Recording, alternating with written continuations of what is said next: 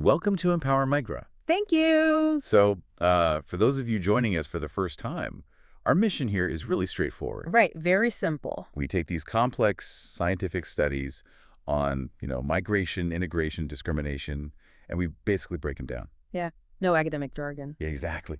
Just clear, accessible conversations. Mm. Because in every single deep dive we do, we're really just asking one core question. What does the research actually say? Right. And how much that data completely contradicts what most people just automatically believe to be true. Which is usually quite a lot, actually. Oh, absolutely. And, there's this one specific phrase that we hear all the time in public discourse. Yeah. You hear it in political debates, you read it in newspaper editorials, even just like talking to people at a dinner party. Someone will inevitably say, look, we have nothing against migration. Right. We just only want the highly qualified ones. Yeah, exactly. The highly qualified ones.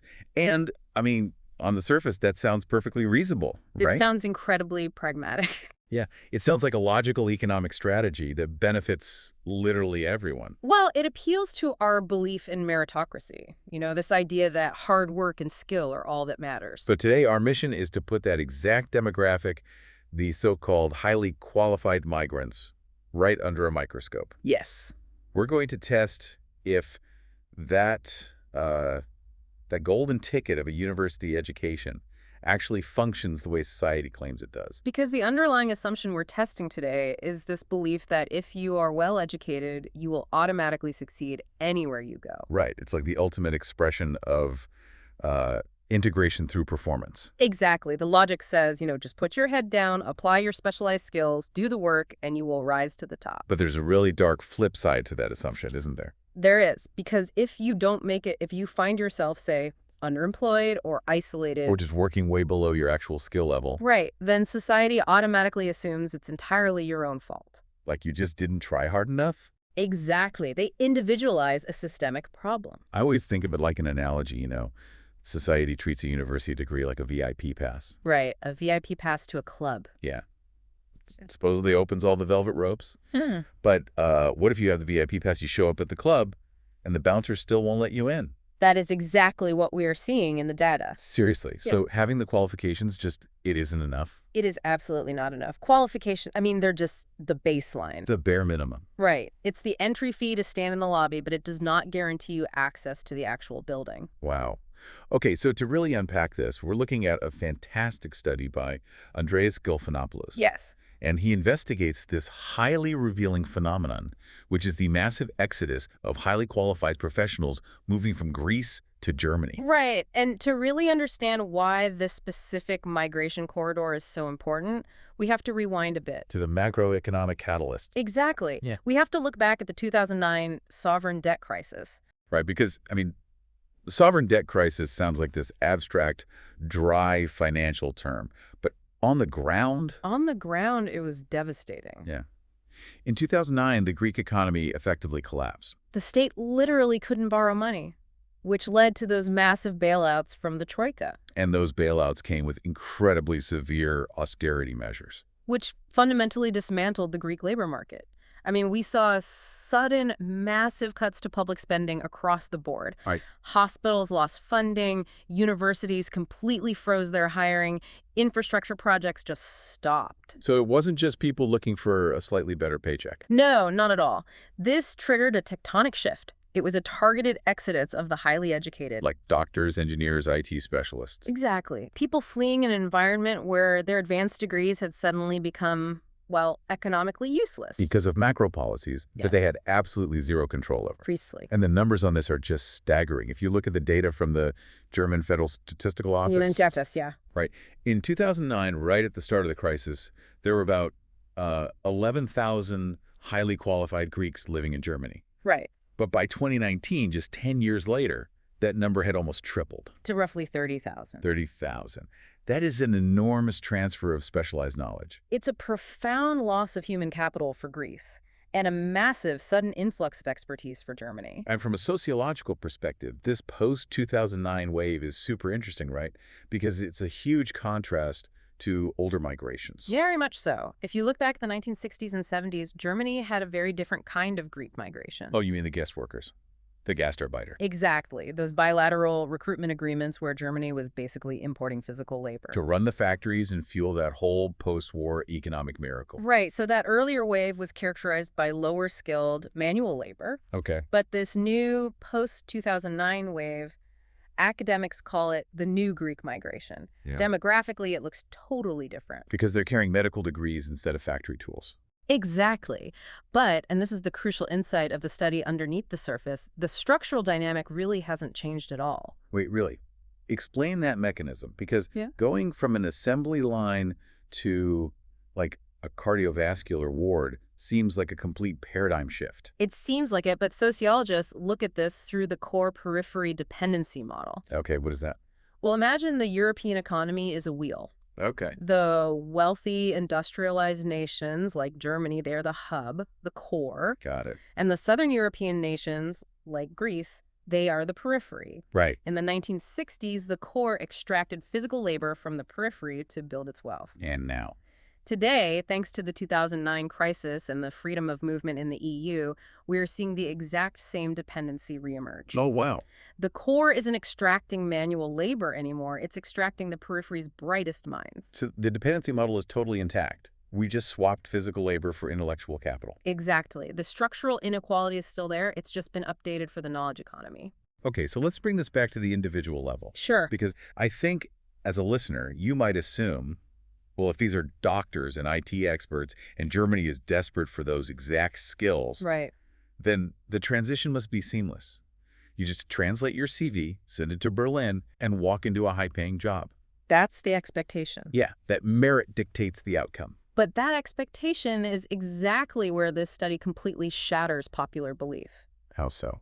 The research shows that even the most highly qualified migrants do not automatically get the opportunities they deserve. Even with all those degrees? Even with the degrees, they hit these invisible institutional walls. Okay, so success isn't just about what you know. No, it's heavily dependent on how the host country's institutions recognize what you know and how deeply you can integrate into the social and professional fabric of that new society. Okay, I want to really dig into this. And the study breaks this down perfectly by looking at 3 distinct sectors. Right. Healthcare, information technology, and academia. Let's start with healthcare, specifically the doctors. Okay. What's driving them out of Greece, and what actually happens when they get to a German hospital? Well, the push factors in the Greek healthcare system during the crisis were just extreme. Like what? The study details doctors working in environments of chronic underfunding, hospitals literally lacking basic medical supplies. That's terrifying. And because of hiring freezes, the remaining staff had to absorb all the work. So you had these exhausting, unsafe, 24-hour shifts. Severe burnout. Severe burnout and drastically reduced salary. Okay, so they look at Germany. Huge, well-funded healthcare system. Yes. And Germany is constantly on the news warning about a critical shortage of medical professionals. It looks like the perfect alignment of supply and demand, doesn't it? It really does. So what goes wrong? They hit the structural hurdle of the German medical system. Okay. In Germany, to advance your career and specialize, you have to complete your specialist training, the Facharztausbildung. It's highly structured, very prestigious, and obviously incredibly attractive to young Greek doctors. Naturally. But getting access to it isn't just a matter of showing your medical degree from Athens. Okay, let me just play devil's advocate here for a second. Go ahead. If I'm looking at this from the host country's perspective, or just as a patient, Yeah. having high standards sounds entirely reasonable. Mm. If I'm in an ER in Munich, I need the surgeon to understand my symptoms perfectly. Of course. I need them to read my charts without any errors. So demanding a rigorous standard before someone can practice, that's not a structural barrier designed to keep people out. Right. It's a fundamental safety requirement. Why should we frame clinical safety as a systemic hurdle? That's a very fair point, and patient safety is obviously non-negotiable. Right. The study isn't arguing that medical standards or language requirements should be abolished. Okay, so what is the sociological question then? The question is, how does this requirement function in practice? And what infrastructure actually exists to help the migrant meet that standard? I see. So it's not the test itself, it's the environment around it. Exactly. The friction is the institutional vacuum. What do you mean by vacuum? Well, To get your medical license, the approbation, you have to pass the Fachsprachenprüfung, which is a language exam. a highly complex medical language exam. You have to do a simulated patient interview, write a specialized doctor's letter, and present a case to a senior physician. Wow. All in flawless C1 level medical German. Okay, but I'm guessing the German state doesn't just, like, hand you a study guide and a nice stipend while you prepare for this. They absolutely do not. The preparation is immense, it's time-consuming, and it falls entirely on the individual migrant. So while this doctor is studying for this brutal exam... They cannot legally practice medicine. Oh, man. So they are burning through their savings. They might be working a minimum wage survival job in retail or hospitality. A fully trained cardiovascular surgeon making coffee to pay rent. Exactly. Just to survive in Germany while waiting months just to get an exam date. Wow. The system demands integration through performance, but it provides almost zero structural support to facilitate that performance. So how do they actually survive that? If you're working a minimum wage job in Frankfurt, trying to navigate this bureaucratic labyrinth, how do you ever actually pass the exam and get a job? They survive through a mechanism sociologists call chain migration. Chain migration. What's that? It's a concept from researchers McDonald and McDonald. It basically describes how early migrants facilitate the arrival of newer migrants. Oh, way. Young Greek doctors rely heavily on older, established Greek doctors who are already inside the German hospital system. So they need a pre-existing network just to figure out the rules of the game. Absolutely. These ethnic and professional networks are vital. Because they provide the insider information. Exactly. The established doctors know which specific hospitals are currently hiring. They know which administrative offices process the paperwork the fastest. Oh, that's huge. And they know how to study for the specific quirks of the language exam in that particular region. Because I imagine it varies by state. It does, and in many cases, these older doctors provide direct recommendations to their chief physicians. Okay, so without that specific social capital, Right. without those insider networks, a purely merit-based application from a brilliant but unconnected foreign doctor is just going to sit in a pile of paperwork forever. It will languish completely. Wow. So the VIP pass of the medical degree only works if someone who is already inside the club basically opens the side door for you. And hands you a map of the building. That completely undercuts the whole narrative of objective merit-based integration. It really does. Okay, let's look at the second sector the study analyzes. Information technology. Ah, yes, the IT sector. Software engineers, coders, systems architects. I mean, the landscape here has to look totally different. Why do you say that? Because code is a universal language, right? A Python script written in Athens runs exactly the same way in Frankfurt. That is true, and it makes the IT sector a fascinating contrast. The structural dynamic is basically inverted. Okay, but the push factors from Greece were probably the same, right? Very similar. Economic instability, lack of career progression, terrible wages. And the pull factors to Germany are huge. Massive. A highly lucrative tech industry that is absolutely desperate for talent. And let me guess, that massive language barrier that stops doctors dead in their tracks. It doesn't exist here. It largely does not, and that is the defining structural quirk of the IT sector. Because tech companies just operate in English anyway. Exactly. The global tech industry runs on English. So German companies routinely hire Greek IT professionals without requiring a word of German. No state-mandated Fachsprachenprüfung for coding. None at all. You do not need to prove German proficiency to get the job or to secure a very high salary. Well, okay, if the language requirement is gone, Mm-hmm. and they're hired strictly based on their ability to write code, Yeah. doesn't that make the IT sector a true meritocracy? I mean, the friction is gone. On the surface, yes. It looks like the ultimate meritocratic environment. The economic integration is immediate. Right. But the sociological research reveals something else.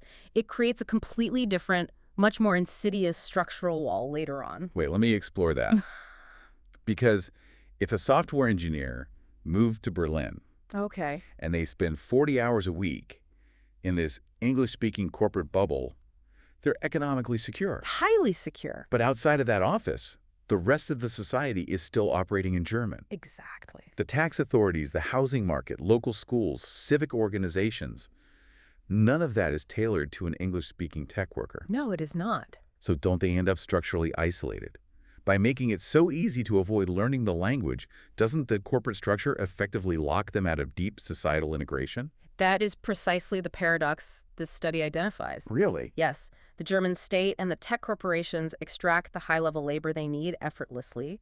The economic value is secured for the country. But the person is left in a bubble. They are left in a state of social paralysis. Researchers sometimes call them expat ghosts. Expat ghosts. Yeah. They are economically essential, but they are structurally alienated from the civic fabric of the society they actually live in. But, okay, I want to push back on this, too. Sure. If someone is making, like, 80,000 or 90,000 euros a year as a senior developer, Right. why should society view their isolation as a structural failure? I mean, they have the money to hire translators. Sure. They can pay for private English-speaking schools for their kids. They can take private language classes if they really want to integrate. They could. So isn't their social isolation just a personal lifestyle choice at that point? It is very tempting to view it as a luxury problem, especially given their income. Yeah. But the structural issue becomes glaringly apparent the moment that individual tries to step outside their specific corporate bubble.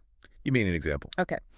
Say they want to transition from a purely technical role into upper management. That almost always requires navigating German-speaking stakeholder networks, and suddenly they hit a hard ceiling. Because they don't have the language. Right. Or what if their company downsizes and they have to rely on the German social security system? Oof. Or what if they have a child with special educational needs and they have to navigate the public school system? And that would be a nightmare without fluent German. Exactly. Their lack of German proficiency suddenly becomes a massive barrier. The crazy part is, the system implicitly encouraged them not to learn the language. Because it was economically expedient for the corporation. Right. But the long-term cost of that missing integration is borne entirely by the migrant. Entirely. Wow. The system welcomes their labor, but it does not facilitate their life. That's a great way to put it. The VIP pass gets them into the corporate boardroom, but they are essentially locked in that room. Precisely. Okay, let's look at the third group in the study, academia. The researchers, the postdocs, the university scholars. Right. How does their reality differ from the doctors and the coders? Well, the academic sector is deeply nuanced, and it is highly, highly insular. I can imagine. So what were the push factors in Greece during the crisis for them? They were devastating. We're talking severe cuts to university budgets, Right. a near-total freeze on new hiring, and a complete collapse of research funding. So you basically can't do your job. You can't. Furthermore, the interviews in the study highlight a widespread perception of nepotism and patronage in the Greek academic system at that time. Really? Yeah. The feeling was that the very few positions that are available were often handed out based on internal connections rather than pure academic merit. Okay, so a brilliant young Greek researcher looks toward Germany. Yes. Massive, internationally renowned, incredibly well-funded university system, the Max Planck Institutes, huge state research grants. It looks like paradise. It must look like an absolute meritocracy by comparison. It appears that way. But global academia is a fiercely competitive, highly closed network. Oh, I'm sure. You cannot just submit a brilliant dissertation to a German university and expect to be hired. Even if the work is groundbreaking. Even then. Hmm. The German academic system relies heavily on third-party funding and these short-term contracts. Okay. To even get your CV looked at, Greek academics rely entirely on a mechanism known in sociology as weak ties. Weak ties. Hmm. We definitely need to define that. What is the difference between a weak tie and a strong tie? So this concept comes from Mark Granabetter's foundational theory on the strength of weak ties. Okay. A strong tie refers to your close friends and your immediate family. Right, the people who would do anything for you. Exactly. They are highly motivated to help you. But here's the catch. They share your exact social network. They have access to the exact same information you do. So your close friends in Athens can't help you get a postdoc position in Munich, because they don't know anyone in Munich either. Precisely. Okay, so what's a weak tie then? Just an acquaintance. Exactly. A weak tie is, say, a German researcher you shared a coffee with at a conference in Vienna 2 years ago. Right. Or a professor you briefly interacted with during an Erasmus exchange semester. Or like a formal but distant institutional partnership between your Greek university and a German institute. Yes. And these weak ties are incredibly powerful because they act as bridges. Bridges to what? To entirely new, separate networks and information pools. Oh, I see. So the academic migrants aren't using that tight-knit chain migration like the doctors. No, because they don't have a massive community already embedded in the exact same university departments. Right. They're leveraging these fragile cross-border professional bridges to bypass the gatekeepers. Exactly. If a Greek researcher does not have that prior Erasmus experience, Yeah. or if they don't have a former professor who happens to know a German department head with an open grant, Their qualifications are basically invisible. invisible to the hiring committees. The German academic system requires a localized, informal vouching mechanism before it will even acknowledge foreign merit. Wow. Okay, let's sort of synthesize the findings for these three sectors. Let's do it. Because we've looked at the doctors who are blocked by intense bureaucracy and language exams. Right. We've looked at the IT professionals who are isolated in these English-speaking corporate bubbles. Yes. And the academics who are totally dependent on these fragile acquaintance networks just to get an interview. The through line connecting all of them is undeniable. Which is? That possessing a highly qualified degree is merely the prerequisite to enter the arena. It doesn't guarantee participation. Exactly. True success and true integration into the host country's labor market requires a massive amount of invisible labor. Navigating highly regulated bureaucratic systems. Yes. Cultivating deep social networks or leveraging those weak ties. And overcoming institutional hurdles that were explicitly designed by and for native-born citizens. Exactly. Which brings us to the core realization of this whole deep dive. Performance alone is never enough. The pure meritocracy is a myth. It's a myth.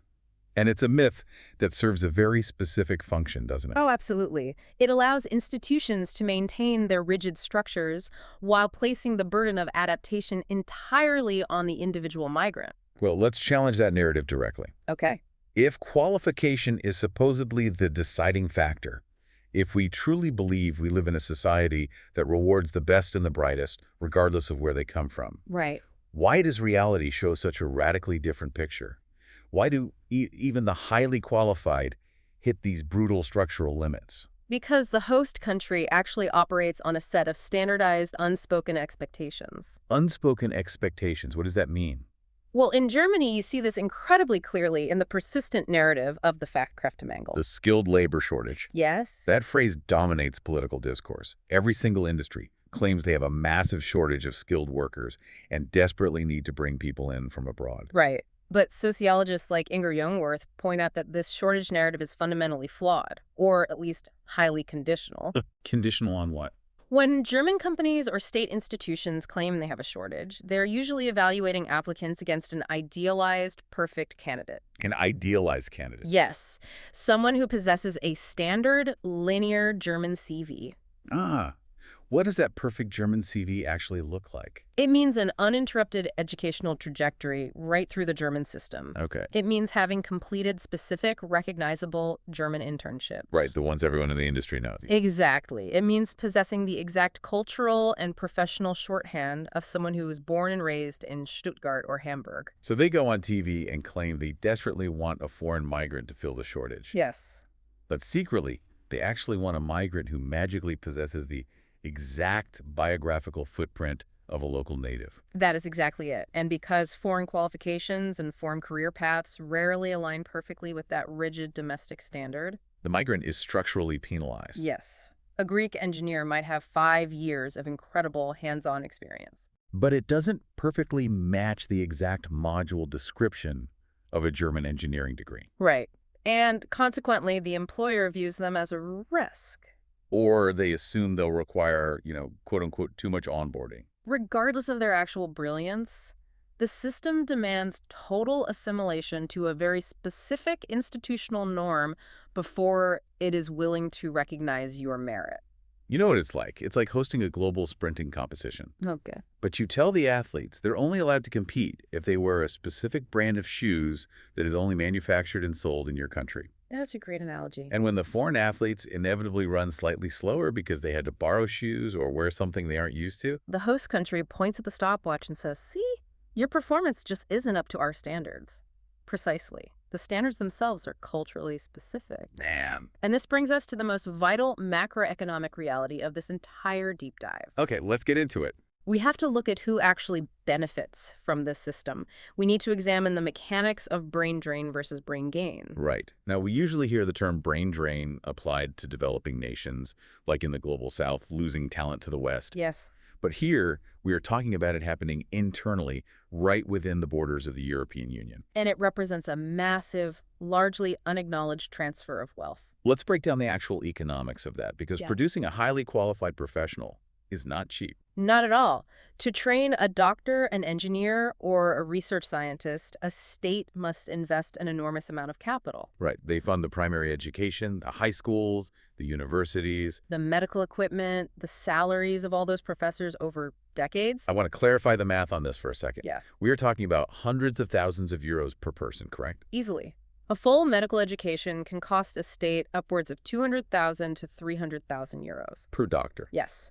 Now, multiply that by the 30,000 highly qualified professionals who migrated from Greece to Germany between 2009 and 2019. Oh my God. The Greek state, despite being in the middle of a catastrophic financial crisis, paid for the entire educational life cycle of those individuals. It is a massive, multi-decade public investment by the Greek taxpayer. Now, look at the timeline.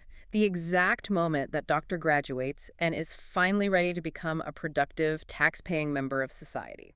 They pack their bags and move to Germany. They start working in a German hospital. They pay German income taxes. They contribute to the German pension system. They consume goods and pay VAT in the German economy. So Germany is experiencing a massive brain gain. Exactly. They're acquiring fully trained, highly productive experts completely for free. Completely for free. The German state did not pay a single cent for their 20 years of prerequisite education. While Greece suffers a devastating brain drain, Yes. they lose their initial financial investment, but more importantly, they lose their brightest minds. The innovators who would start companies? The doctors who would staff the local clinics, the engineers who would rebuild the infrastructure, they're just gone. And what happens when they leave? The tax base shrinks significantly. Which makes the sovereign debt crisis even worse. Which leads to further cuts. Which pushes even more people to leave. It is a brutal, self-perpetuating feedback loop. And the most incredible part is, this transfer of wealth is happening entirely within the legal framework of European free movement. Wow. The wealthy core countries are able to solve their own demographic crises and structural labor shortages by quietly draining the intellectual resources of the poorer periphery. So, let me just state the obvious conclusion here. Please do. We constantly tell migrants to pull themselves up by their bootstraps. We judge them so harshly on their ability to instantly perform and seamlessly integrate into complex foreign bureaucracies. Right. But the host country is essentially getting a free ride on another country's educational dime. Exactly. The host country is the ultimate beneficiary. They extract all the economic value of the migrant's labor without having paid any of the foundational costs to produce that labor. That is the uncomfortable truth that the meritocratic narrative actively obscures. It's so much easier to blame the individual. It is much easier for a society to focus on the individual migrant's struggle to adapt or to sit around debating language test scores. Right. Than it is to acknowledge that the host economy is fundamentally parasitic on the educational budgets of poorer nations. Which brings us to a really crucial point of contextualization. Because in ofEmpowerMigra, we always zoom out to look at the larger architecture. Yes, the structural view. We've looked really closely at the individual doctors, the IT workers, the academics. But this study makes one thing abundantly clear. Migration is never, ever a purely individual issue. No, it's not a matter of spontaneous personal preference. We tend to view migration as a series of isolated choices. We imagine someone sitting at their kitchen table in Athens and simply deciding, well, I think I would prefer the weather or the culture in Berlin. Right, like it's just a lifestyle choice. But that is the illusion of choice. Oh. It totally ignores the massive, invisible hands pushing and pulling them across the continent. Those individual choices are deeply and inextricably shaped by macro policies over which the individual has zero control. Like the severe austerity measures imposed on Greece by international creditors. Exactly. That was a macro policy that destroyed the local labor market. That is a massive structural push factor. And on the other side? On the other side, you have targeted recruitment campaigns by the German state and corporate sectors. Deliberately seeking out cheap, pre-trained labor from Southern Europe to fill their own demographic gaps. Exactly. That is a macro policy pull factor. So the migrant is essentially caught in the gravitational pull of these massive geopolitical and economic forces. Yes. They are navigating a maze that was entirely built by governments and corporations. But when they hit a dead end in that maze... When they fail a language test, Yeah. or get rejected because their CV isn't formatted to local standards, Society tells them it is because they simply didn't run fast enough. You cannot understand migration by only looking at the migrant. You have to look at the structures that demand their movement, profit immensely from their skills, and then erect barriers to their full and equal participation. the highly qualified migrant exists in this paradoxical state. Yes. They are simultaneously economically indispensable and structurally marginalized. This has been an incredibly revealing look at the mechanics behind the myths. I think the data really speaks for itself. Let's bring this all together. I want to address you directly, the listener. We started with the narrative of a highly qualified migrant. The idea that if you do everything right, if you get the advanced degree, society will roll out the red carpet for you. Right. But if even those who are explicitly deemed wanted by the state, the doctors who save lives, the engineers who build the digital infrastructure, the academics who push the boundaries of human knowledge, If even they do not automatically arrive and succeed on merit alone, where does the problem actually lie? that's the real question. If they are forced to rely on ethnic back channels to navigate bureaucracy, if they are isolated in English-speaking corporate bubbles, and if they are judged against an impossible native-born standard, Is the problem really with the individuals who are desperately trying to contribute? or is it in the structures and institutions that quietly, efficiently dictate their chances before they even step off the plane? And I will leave you with one final structural thought to consider. What's that? We celebrate the concept of free movement within Europe as a triumph of liberty and continental unity. We do. But if the wealthy industrial core of Europe continues to solve its own systemic shortages by draining the brightest minds and the public investments from the struggling periphery, What happens to the future of the countries left behind? does free movement actually just mean free resources for the countries that are already so far ahead? When the gravity of wealth pulls all the talent in one direction, who is left to build the future in the periphery? That is a question we all need to deeply consider the next time we hear someone say they only want the highly qualified ones. That was a deep dive for EmpowerMigra. EmpowerMigra understanding begins with listening.